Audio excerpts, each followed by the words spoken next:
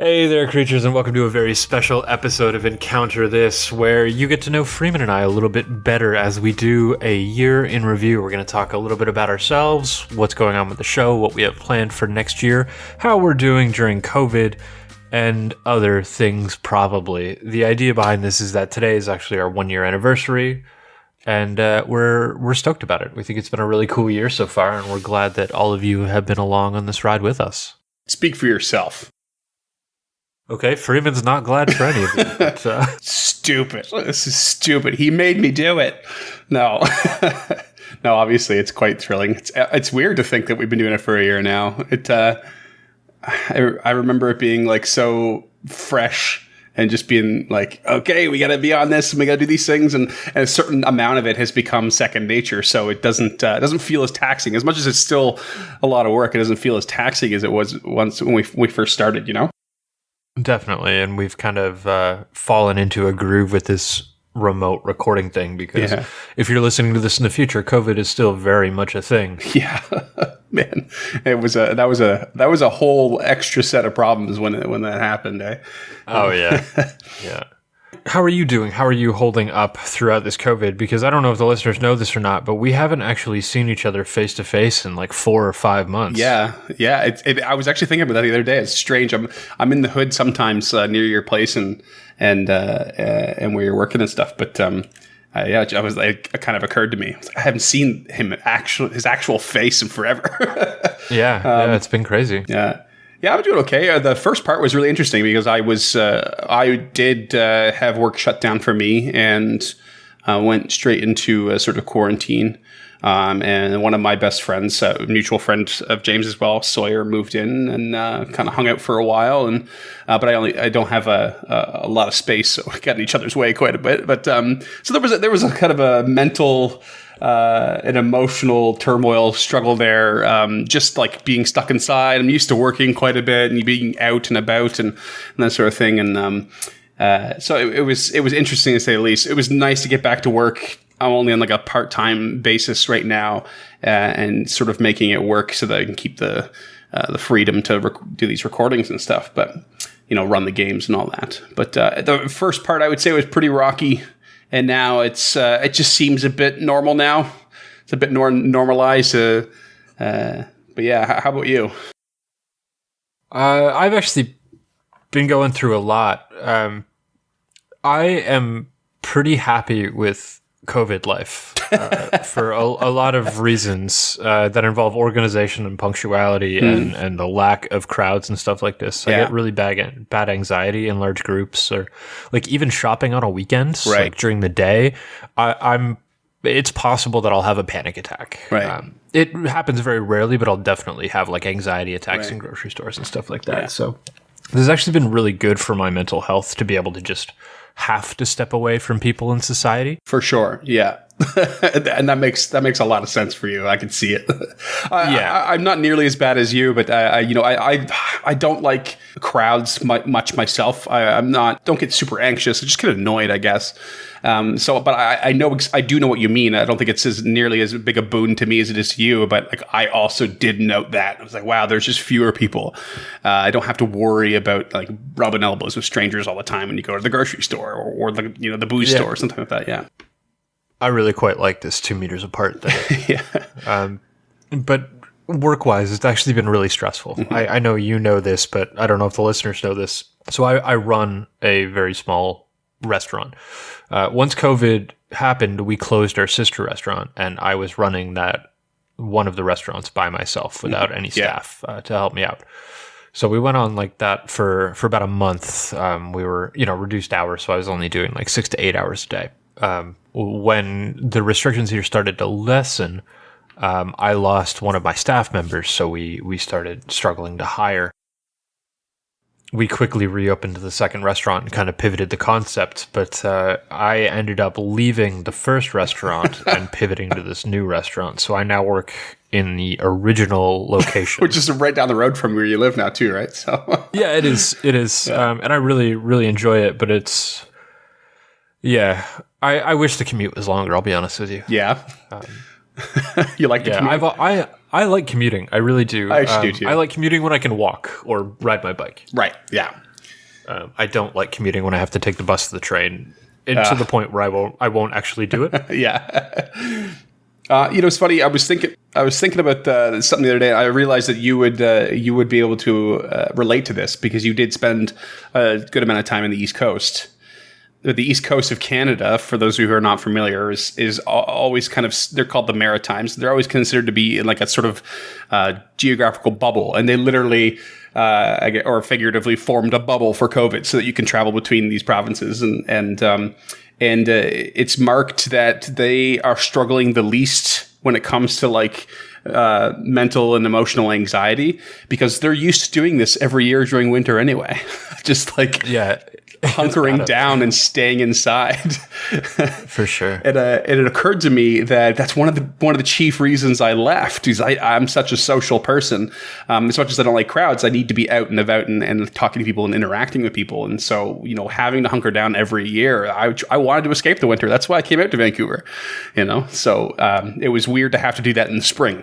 And that's probably where most of my sort of mental anguish came from with this quarantine. Right. And probably next spring as well. Yeah. Keep on the track they're on. Looking forward to that. Yeah, it's unfortunate to think about. But on top of pivoting restaurants, I decided that I was going to start taking some classes. So I'm also going back to school part-time.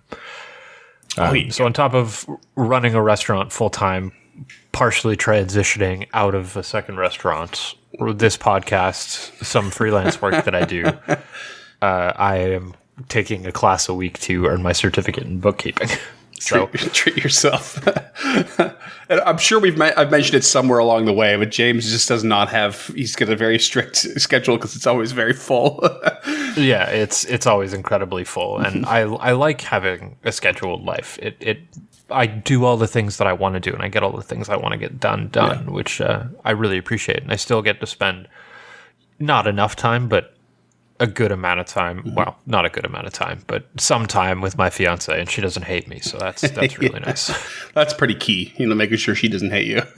Yeah, Freeman's very right. My schedule is very, very packed, and moving things and changing things becomes very difficult for me because I don't have a lot of leeway. So my days start scheduling from 8 a.m. to about 11 p.m. Yeah. What about you? You up to anything interesting outside of the show? I've been working on a couple of things. I mean, we, of course, have mentioned our Starfinder campaign quite a few times, and James wasn't able to join us for quite a while, but we managed to get him back in recently, which is really awesome. And I've been slowly working on, learning and working on adventure paths for Pathfinder 2, 2nd edition, 2 edition, and words and such. And, we I don't know if we've mentioned this before, but, we're kind of working on a separate project from this with a group of people that we play with, maybe producing a podcast of actual play. And that's like very much in the works still, but I'm constantly spending a lot of time working and reading on those things. And on top of that, I started practicing my sort of cold reading off the page, a theatrical cold reading, and working on changing and adjusting sort of some of my pronunciations, the hard R's that come from the East Coast of Canada and that sort of thing. And I've been recording them and listening them back and editing and just slowly producing narrated lore content from games like Starfinder. And I'm considering putting them out for free as recordings, maybe as a podcast.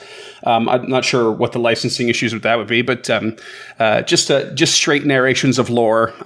Because I know sometimes it's hard to sit down and read them all yourself, and I've just been running that idea back and forth in my head. Is that a good way to do the lore in that sort of medium? But I figure I'm doing it anyway, so I might just put it out there and see if someone bites. If there's one thing I've learned, it's if it's something you want, there's an audience for it. Yeah, fair enough. Yeah. And I know you and I have talked before, like podcasting and like audio mediums is like your preferred medium for pretty much anything, eh? Yeah. Yeah. Audio is always going to be my preferred medium, I think. Yeah. Yeah. It's pretty cool. I wish there were more things in my life that I can do while listening. I know like when you open the kitchen and when you're working and you're prepping and stuff like that, a lot of that's very second nature. So you can listen as you do that. And you can spend hours upon hours doing that. I've worked beside you and I've seen you do it, But unfortunately, when I'm front of house in restaurants and I have about an hour, I have about a 5-minute commute and an hour to set up the bar. And that's all the time I really get. 5-minute commute back home, and then there's not much else I'm doing that I can actually pay attention to those mediums. So I struggle with that a bit. Well, that's one of the main reasons I love retro games. Like I can just plug Tetris into my Game Boy and start playing that. And I struggle with those games so hard. If I'm playing a video game, it's something co-op, so I have to pay attention, or it's something I'm doing for story. Gotcha. Yeah, that makes sense. Never been much of a platformer. Not for me. I'm actually so bad at Mario. So bad. So I mean, that's a little bit about us. For those of you who are curious, it's not much. It's not exciting, but it's our lives, and it has an impact on the show. Believe it or not, I'm excited. The things that are happening when recording dates get pushed, or we're not feeling well, or I've got class all of a sudden.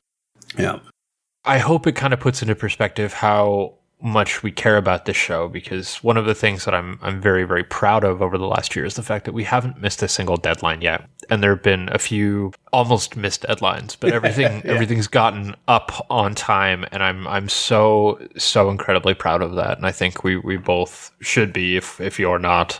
Obviously there are things I would like to do different going forward. Yeah. Like have a few more in the can, but COVID, yeah. It's made it very difficult. Yeah. I mean, I think the only true hiccup we had, it wasn't even really a hiccup. I think we did have that one small retraction and slight delay by like a day or two because of an audio issue. But we still met our deadline, despite that, which was that was me being nitpicky. Yeah, exactly. We even got feedback from one of our Patreon subscribers who was like, I didn't notice it. So it's like, okay, well, but better safe than sorry. And I agree with you. Like, there are a few things that we'd like to do better. It's sort of one of the better things of having a lot of this second nature right now is that we can focus more energy and time on how to improve as we go forward. Yeah, absolutely. We've certainly learned a couple things a little bit the hard way, such as doing Haguary and, doing our first suite and how that sort of kind of came out, almost, not last minute so much, but it ended up taking more time than either of us anticipated. And so it kind of put us behind. That's how every big project is going to be, though. Yeah. I mean, I wouldn't have done anything any differently for Haguary. No, me neither. Yeah, but we now know, of course, having done it, we now know what to do for the next time to be more prepared and not lose some traction. Behind 6 months in advance. Yeah, exactly. Yeah. Other than that, I think I'm very happy. One of the things I'm a little less stoked about is that I'm sure some of you have noticed that we haven't been plugging the Libris monthly scenarios, and that's because that project, I guess, has been terminated by Libris. That has nothing. There's no animosity there. There's nothing to do with our writing. The demand just wasn't there yet. Yeah. So we've tossed around some ideas, something to kind of fill that void, because I as much as I hated procrastinating till the last 5 days before it was due, because I did every month. Yeah. Every month I would be right up against that deadline, but I miss creating something that's going out to the world on a set schedule. So we've got some stuff we've talked about briefly that we're going to talk a little bit more about in our year-end closed door meeting going forward. But we are looking at stuff to fill that void for sure. Yeah. Yeah, it was a nice project to have. It was really fun to do, but for all intents and purposes, it was pretty experimental on Libris's end. They were just doing like a subscription fee and putting out these little scenarios. So it just didn't gain the traction that they'd hoped for. But it doesn't mean the medium isn't capable of succeeding or being utilized in the future. Absolutely, yeah. And I'm actually working on a couple of different independent projects that might end up getting released under the Encounter This banner. I'm not 100% sure yet. Yeah. One of them has already cost me a lot of money, and it's going to cost me a lot more money. But I'm writing a scenario that will come with 4, maybe 5 pre-generated characters, all with the character sheets designed and done up in an own unique way. Character art is going to be released. I'll be releasing maps and tokens and all that stuff along with it, and that'll be released as a big package. I was really trying to get it done for this year, but I just don't have the time. Yeah. So I think that's going to be an ongoing project, and I would look for that around the end of next year. on top of that, I'll be releasing. We Encounter This will be releasing a remastered Dungeon Master screen that'll be printable PDF format. That'll probably go up on DM's Guild or something like that. I don't really know any of the logistics about it, but just concepts like that are stuff we've been playing around with. Like, what other things do Dungeon Masters need other than maybe a touch of education or inspiration? But other than that, like, the regular episodes will continue to stay their course. We'll continue to drop little snippets of outtakes here and there up on the Patreon account. But the show itself isn't really going to change too much. I think we're both very, very happy with the format. And we've doubled our listeners since our first episode. Which is amazing. And a big shout out to all of our Patreons, because at this point, after losing that Libris account, you guys are literally keeping the lights on. Yeah, quite literally. Does that mean the world to us? Like, yeah, as far as the, we're definitely, as James says, the format's going to remain the same. We're pretty happy with it. I think as a general rule, it's not by any stretch of the imagination a promise or whatever, but we are looking at making sure we know that, like, some content takes more than just a single episode, and some episodes, of course, are bound to be longer than others, and we definitely sometimes need to find a balance of not making them all an hour and a half long if we can help it, and then we do want to do suites like we did Haguary, and we just recently did a sort of unplanned suite with the Elithids. And I think as a general rule, we've decided that we can do probably 2 of these a year with enough advanced planning. Right now, I guess this year we're actually looking at 2.5. I guess Elithids was pretty big, but wasn't a properly planned suite necessarily. No, and November's not really either. It is to a degree more similar to Haguary, but it wasn't maximum effort like I would like it to be. Right. But it's still going to be really cool, I think. Sweet. I think you guys are going to get a real good kick out of it. That's awesome, yeah. So we've got a couple planned already, puns ready to go for next year as well. And with that, I think we're going to wrap this up, make it a nice, tidy, short little soundbite of an episode is kind of the idea here, just to let you guys know where we're at, how happy we are with everything that's happening, and how much we adore you guys. We've gotten messages from people all around the world at this point. We have people who listen to this show who don't even know who we are, and that blows my goddamn mind. Like, you people are You people are incredible, and you amaze and impress me every day. And if you do listen to the show, shout out. Like, hit us up on Twitter, hit us up on Instagram. Like, we want to know you're out there. We're so fucking glad that you guys are along for the ride with this. Yeah, we've had some really fairly regular interaction with a few people. Some we know personally, and then some abroad. It was on Facebook. We got a message from a fella in New Orleans, was it? And we regularly talk to one of our listeners in Germany.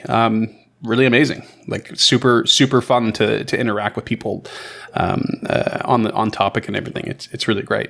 Yeah, and like I said, you can get at us on Instagram, encounter.pod, Twitter we are at encounterpod, Facebook we are /encounterpod. We check all of these every day, so we're always there.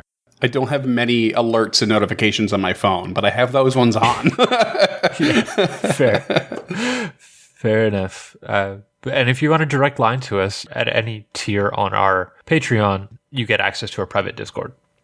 So you'll have a direct line, and I'm pretty much always lurking around on Discord. Yeah, we're both on there all the time. We've shifted a lot of our communication, especially for games and such, to Discord, and we're regular. That's where we talk to these people on the regular. And we have various channels set up for different topics, and there's not a lot there right now, but if you get in there now, you'll see a lot of conversation and about gaming and just about general history and lore as well. Some corrections on some of our stuff as well, which is really fun. Yeah, and for $1, you get that access to the Discord. You get access to our show notes when they drop. So every time we release an episode, we release a written document that we created the episode off of to the Patreons, as well as there's a small growing Patreon only audio feed with like our goofs and our outtakes for those of you who are into bloopers. For $5 a month, you get a handwritten letter, and I have been on that like. as soon as that first payment processes, your letter's in the mail. Yep. For $10, you can request any creature you want from any system. So, like, we had the request of the Olithids. We have November is a Patreon request. We have a couple more in the pipeline. We've done a couple other ones, and it's Nothics and all that stuff. So it's those. We think you get some sort of value out of that purchase, but we're ready to be corrected. If you think there's anything we could do differently or do better, like, please reach out to us. Let us know. We want to make that valuable to you, but we've seen a good success rate there. Yeah, feedback and constructive criticism and all that is very, very helpful, very useful. The whole point is a collaborative process to be able to learn from each other and others and different points of view and that sort of thing. Absolutely. And if you can't afford it, like, that's cool. No judgment here. We're just glad that you're out there listening. Especially these days. Yeah. Exactly. But if you could take the time to rate, review on whatever platform you're listening on, that really does help us. But honestly, the most important thing you can do is tell somebody about us. Like, word of mouth is so underrated. Like, that's how we get heard. Right. I mean, we get heard on Google, but it really, really does help, and they don't have to be your D&D group. They don't have to be dungeon masters. Tell a cryptozoologist, tell an ancient history major, tell your mother, tell the person you're sitting next to on the bus. Like, it was actually a very important part of our format design was to have the mechanics in the latter half. Or at least the latter third of the episodes, so that the first part could be more accessible to anybody. It's just interesting lore and commentary on it. Very cool, high fantasy stuff, and then sometimes that real world like malarkey, if you will. And we hope and feel that it is that part is at least accessible to more than just the budding D&D player or the experienced one. Absolutely. Above all else, we could not do this without you, and we appreciate you listening so much. I know I've said it already in the episode, and I'm going to keep telling you how much we appreciate you guys listening. Always and forever. With that, we will see you on Thursday with the first part of November Leadership. Oh, James, the episodes are in different formats. Yes, Freeman, the episodes are in completely different formats than what you're used to out of a suite. Oh my God. Was that your impression of me? Yeah, sure. Let's call it. It was bang on. It's like listening to a mirror. Ma always said I had a face for radio.